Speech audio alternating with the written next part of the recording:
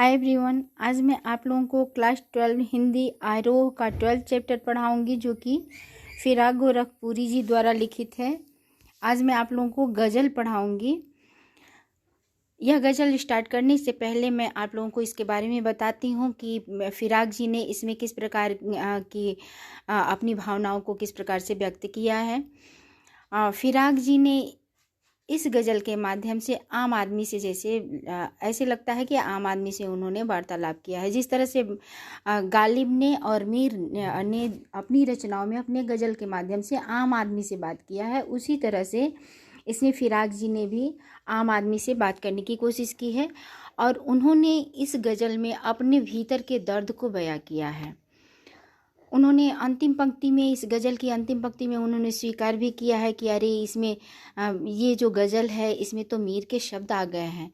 माना जाता है कि मीर साहब जी दर्द की कविताएं ही लिखते हैं, दर्द के का गज़लकार उन्हें कहा जाता है मीर साहब को। तो इनको फिराक जी को अपने गज़ल में भी मीर की रचनाओं की झलक दिखाई पड़ती है, इसलिए वो खुश होते हैं कि अरे इसमें मेरी रचनाओं में तो मीर की साहब की रचना का झलक दिखाई देता है। ऐसा वो अपनी अंतिम गज़ल में स्वीकार करते हैं। तो चलिए अब हम लोग इस चैप्टर को प्रारंभ कर लेते हैं। कहते हैं, नौरस गूंचे पंखड़ियों की नाजुक गिरहें खोले हैं, या उड़ जाने को रंगोबू गुलशन में परतोले हैं। गजलकार कहते हैं कि नौरस, नौरस यानी नया रस। यहाँ नौरस का मतलब 9 रस भी हो सकता है, काउंटिंग 9 यानी 9, लेकिन यहाँ पर नौरस यानी कि नया रस।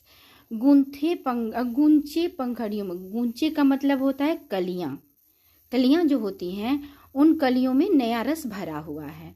गजलकार कहते हैं कि जो कलियाँ हैं, गुंचे यानी कलियाँ, जो कलियाँ हैं उन कलियों में नया रस भरा हुआ है और वो कलियाँ अपनी पंखुड़ियों की, कलियाँ जो होती हैं उसमें पंखड़ियाँ होती हैं, वो पंखुड़ियों के नाजुक गिरहें खोले हैं और वो कलियाँ जो हैं वह अपनी पंखुड़ियों की नाजुक कोमल गिरोहों को खोल रही हैं। धीरे धीरे वो अपनी नाजुक गिरोहों को खोल रही हैं। या उड़ जाने को रंगों वो गुलशन में परतोले हैं, या तो वो अपनी गिरोहों को खोल रही हैं, वो अपनी पंखुड़ियों को, कलियाँ अपनी पंखुड़ियों को खोल रही हैं, नाजुक गिरोहों को खोल रही हैं। ऐसा लगता है कि उसमें जो रंग और रंगोबू, यहाँ पर रंग और खुशबू दोनों दिया है कि या तो वो अपने भीतर जो रंग और खुशबू को समाहित किए हुए हैं, वो रंग और खुशबू उड़ जाने के लिए अपने पंख को, ऐसे लगता है कि वो अपने पंख को फड़फड़ाने के लिए तैयार बैठी हैं। तोले हैं यानी पंख को फड़फड़ाने की तैयारी में होना। तो कहते हैं गुलशन में परतोले हैं। ऐसा लगता है कि वो उसके रंग उन कलियों के, गुंचे यानी कलियों की पंखड़ियाँ जो खुल रही हैं, जो अपनी कोमल गिरोहों को खोल रही हैं, ऐसा लगता है कि वो जो अपने भीतर रंग और खुशबू समाहित किए हुए हैं, वह ऐसा लगता है कि उन पंखुड़ियों के माध्यम से ऐसा लगता है कि वो अपने पंखों को तोल रही हैं पूरे गुलशन यानी बगीचे, गुलशन यानी जो बाग है, उस बाग में फैल जाने के लिए, उड़ जाने के लिए ऐसे लगता है कि उतावली हुई हैं। अगली पंक्ति देखते हैं। तारे आंखें झपकावे हैं, जर्रा जर्रा सोए हैं, तू भी सुनो हो यारों, सब में सन्नाटे कुछ बोले हैं। कहते हैं तारे आंखें झपकावे। फूल कब खिलता है? जब सुबह होती है, जब भोर होती है तो फूल, कलियां जो होती हैं वो अपनी पंखुड़ियों को खोलना शुरू कर देती हैं और उस समय तारे जो होते हैं वो छुपने लगते हैं, वो धीरे धीरे तारे छुपने लगते हैं। तो इसलिए गजलकार कहते हैं कि उस समय तारे अपनी आंखों को झपका रहे हैं। अब उन्हें नींद आ रही है, रात भर वो जगे हुए हैं, तारे रात भर तारे जगे हुए हैं। रात में तारे दिखाई देते हैं, दिन में नहीं दिखाई देते हैं। तो गजलकार का मानना है कि अब तारे सोने जा रहे हैं, वो अपनी आंखों को झपका रहे हैं और उस समय जर्रा जर्रा सोए हैं और पृथ्वी का कण कण उस समय सुसुप्तावस्था में होता है यानी सोया हुआ है। तब तुम भी सुनो हो यारो। उस समय ये गजलकार अपनी मित्रों को संबोधित करते हुए कहते हैं, ये यारो तुम भी सुनो। सब में सन्नाटे कुछ बोले हैं, यह सन्नाटा हमसे कुछ बोल रहा है। हे मित्रों तुम भी सुनो, ये सन्नाटे कुछ हमसे बोल रहे हैं। अगली पंक्ति, हम हो या किस्मत हो हमारी, दोनों को एक ही काम मिला। किस्मत हमको रो लेवे हैं, हम किस्मत को रोले हैं। कहते हैं हम हो या किस्मत हो हमारी। गजलकार कहते हैं कि मैं हूँ या मेरी किस्मत है, हम दोनों को मात्र एक ही काम मिला है कि कभी मैं किस्मत पे रोता हूँ और कभी किस्मत हमारे पर रोती है। इसका भावार्थ यह है कि गजलकार यह कहना चाहता है कि किस्मत जब मेरी जगी हुई है तो उस समय मैं कोई काम नहीं कर रहा था। जिस समय किस्मत मेरी जगी हुई थी, जिस समय मेरा भाग्य मेरा साथ दे रहा था, तो उस समय मैं कुछ नहीं कर रहा था। और जब मेरा भाग्य मेरा साथ छोड़ दिया तो उस समय मैं कार्य करने लगा हूँ। तो जिस समय अगर मेरा भाग्य साथ दे रहा था उस समय अगर मैं प्रयास करता तो मैं कुछ कर पाता, लेकिन उस समय मैं सोया रहा और इस समय मैं काम कर रहा हूँ तो मेरा भाग्य सोया हुआ है। तो उस समय मेरी किस्मत मुझ पे रो रही थी कि मैं इसका साथ दे रहा हूँ और ये सोया हुआ है, कोई कार्य नहीं कर रहा है। और आज मैं अपनी किस्मत पे रो रहा हूँ कि मेरी किस्मत ही मेरा साथ नहीं दे रही है। तो यहाँ पर विरोधाभास है कि गजलकार कहता है कि मैं हूँ या मेरी किस्मत है, हम दोनों को एक ही काम मिला है कि कभी मैं किस्मत पे रोता हूँ और कभी किस्मत मुझ पर रोती है। फिर आगे कहते हैं, जो मुझको बदनाम करे हैं, काश वे इतना सोच सकें, मेरा पर्दा खोले हैं या अपना पर्दा खोले हैं। कहते हैं जो लोग मुझे बदनाम करने की कोशिश कर रहे हैं उनको 1 मिनट के लिए सोचना चाहिए। काश वो इतना सोच सके, काश वो इतना सोच सकते कि वो मेरा पर्दा खोलने चले हैं या अपना पर्दा खोल रहे हैं। क्योंकि वो भी हमारे जो हमने कृत्य किया है, उनका मानना है कि जो उनके साथ हैं वही उनका पर्दा खोल सकते हैं। हमारे साथ जो हमारे कर्मों में भागीदारी किया रहता है वही हमारा पर्दा खोल सकता है। अगर हमारे बारे में कोई नहीं जानता है तो हमारे साथ जो शामिल है वही हमारे बारे में बता सकता है। तो वो ये कह रहे हैं कि अगर वो व्यक्ति जो हमारे साथ हमारे कार्यों में शामिल है, हमारी कृत्यों में शामिल है, वह अगर हमारी कलई खोलने जा रहा है तो लोग तो जानेंगे, पूछेंगे कि तुम भी उसमें शामिल थे। तो वो भूल गए हैं, गजलकार कहते हैं कि वो मेरा पर्दा खोल रहे हैं या वो अपना पर्दा खोल रहे हैं, ये वो भूल गए हैं कि मुझको वो बदनाम करने चले हैं और मेरे साथ साथ खुद बदनाम हो रहे हैं। आगे, एक किस्मत भी अदा करे हैं, एक कीमत भी अदा करे हैं, हम बदरुस्ती होशो हवास, तेरा सौदा करने वाले दीवाना भी होले हैं। इन पंक्तियों में वो अपनी प्रिय को संबोधित करते हुए कहते हैं, जिनसे वो बहुत अथाह प्रेम करते हैं। तो कहते हैं कि मैं तुमसे प्रेम करने का ये कीमत भी अदा करे हैं, हम बदरुस्ती होशो हवास, मैं पूरे विवेक के साथ तुमसे मैंने प्रेम किया और उसका ये कीमत मैं अदा कर रहा हूँ। मैं पूरे होशो हवास में पूरे विवेक के साथ, बदरुस्ती होशो हवास यानी पूरे विवेक के साथ, मैंने पूरे विवेक के साथ तुमसे प्रेम किया और तुमसे प्रेम करने की ये कीमत मैं अदा कर रहा हूँ।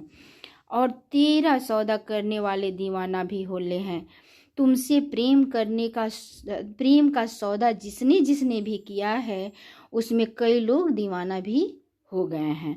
वो ये मानते हैं और अपने उस प्रिय से कहते हैं कि तुझसे प्रेम का सौदा जिसने भी किया है उसमें से कुछ लोग दीवाना भी हो गए हैं।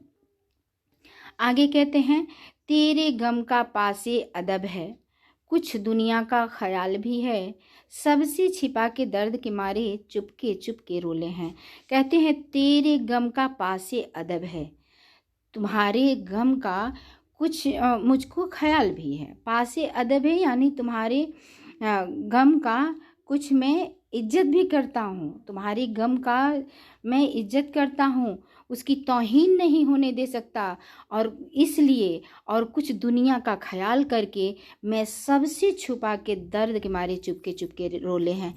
मैं सबसे छुप करके और चुपके चुपके रोता हूँ कि कहीं तुम्हारे गम में मैं रोऊं तो कहीं तुम बदनाम न हो जाओ। तुम्हारी इज्जत का ख्याल है मुझे, पासे अदब तुम्हारी इज्जत का ख्याल भी है मुझे, और कुछ दुनिया का भी ख्याल है। इसलिए मैं अपने दर्द को छुपा करके, और लेकिन दर्द को छुपा सकता हूँ, मिटा नहीं सकता, इसलिए मैं चुपके चुपके रोले हैं, यानी चुपके चुपके मैं रोता हूँ। फिर आगे कहते हैं, फितरत का कायम है तवाजुन, आलमे हुस्न इश्क में, उसको उतना ही पाते हैं खुद को जितना खोले हैं। कहते हैं फितरत का कायम है तवाजुन, आलमो हुस्नो इश्क में। हुस्नो यानी सुंदरता और इश्क यानी प्रेम। सुंदरता और प्रेम की ये फितरत होती है। फितरत का मतलब आदत। सुंदरता और इस प्रेम की यह आदत होती है कि उसमें संतुलन कायम होता है। तवाजुन यानी संतुलन। प्रेम और सुंदरता की यह आदत होती है कि उसमें एक संतुलन कायम होता है। क्या संतुलन कायम होता है? उसको उतना ही पाते हैं खुद को जितना खोले हैं।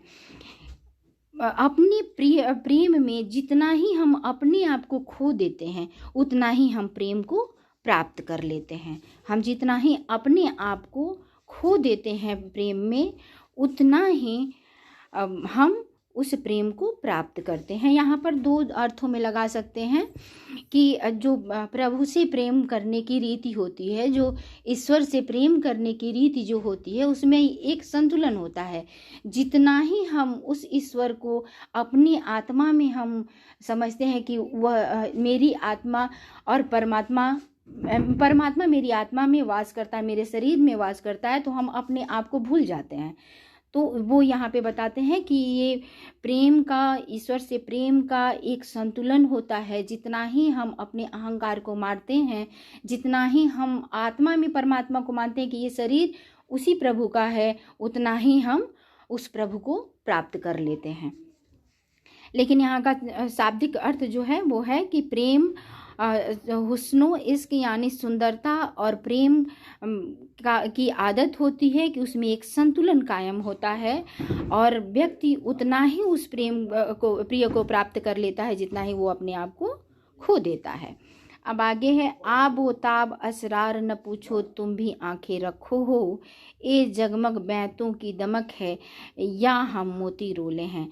कहते हैं कि आबो ताब असरार न पूछो।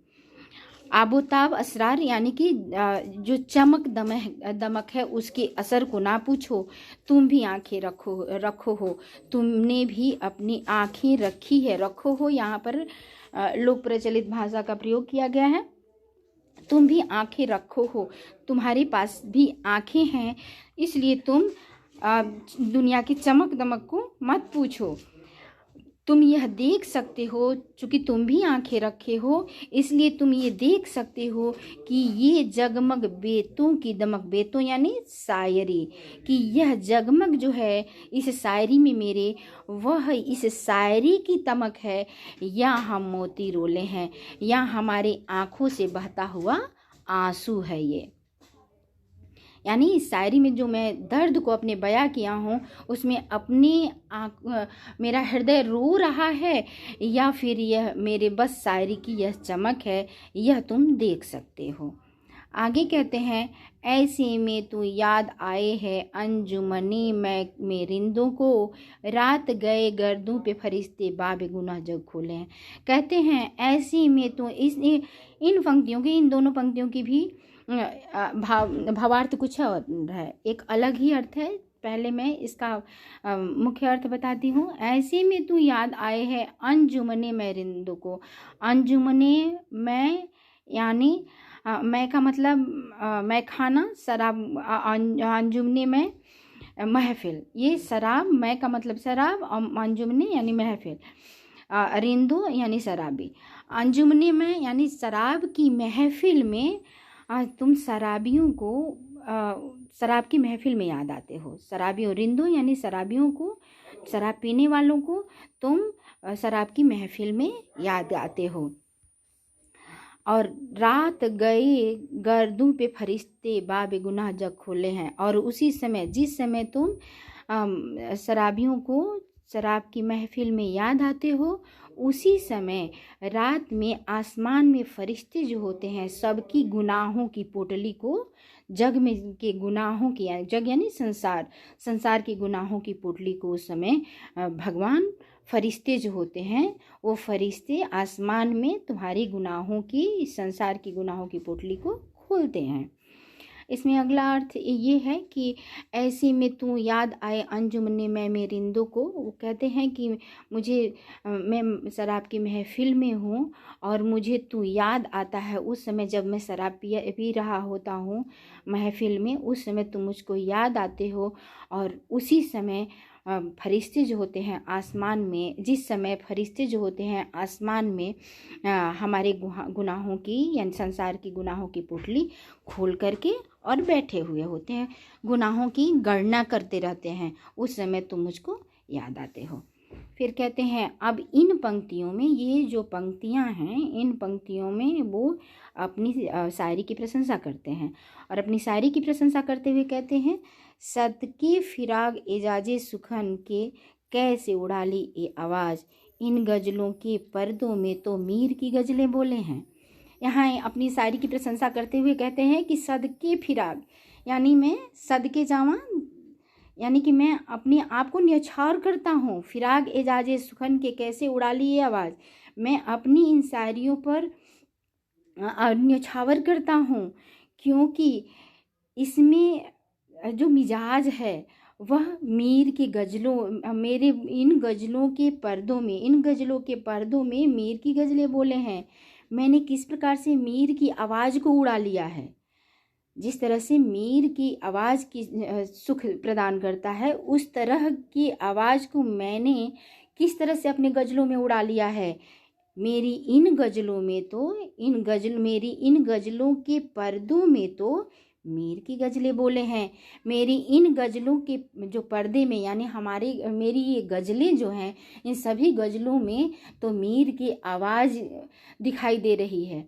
कैसे मैंने उनकी आवाज़ को उड़ा लिया है, उनकी आवाज़ को कैसे मैंने प्राप्त कर लिया है, मैं इस पर न्यौछावर हो रहा हूँ। अपनी इन गज़लों पर जो मैंने लिखा है ऊपर जो गज़लें, उस पर मैं न्यौछावर होता हूँ, क्योंकि इन गज़लों में तो मीर की झलक दिखाई दे रही है, मीर की गज़लों की झलक दिखाई दे रही है। इस प्रकार से आप लोगों का ये गज़ल चैप्टर जो है ये भी समाप्त होता है। इसमें अगर कोई दिक्कत होगी तो आप लोग कमेंट करके पूछ सकते हैं। मैं यथासंभव कोशिश करूँगी कि आप लोगों का कन्फ्यूजन क्लियर करूँ। That's all.